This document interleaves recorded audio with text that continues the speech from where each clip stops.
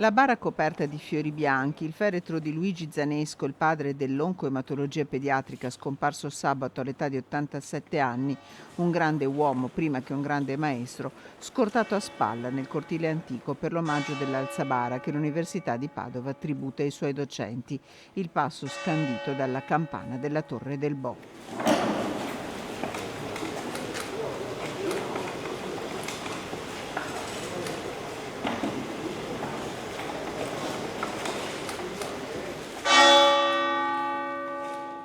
Dalle 11 in Duomo la cerimonia funebre preceduta dai saluti.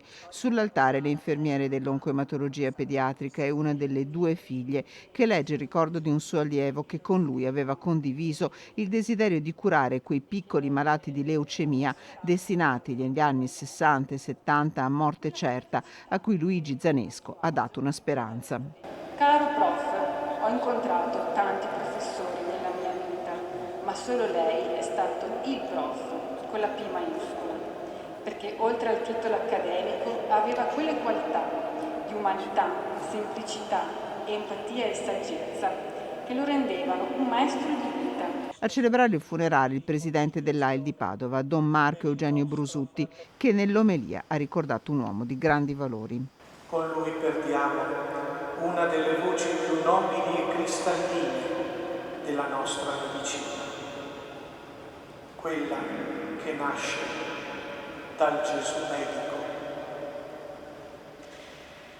Con San Girolamo allora diciamo: è un grande dolore averlo perduto, ma ti ringraziamo Dio di averlo avuto.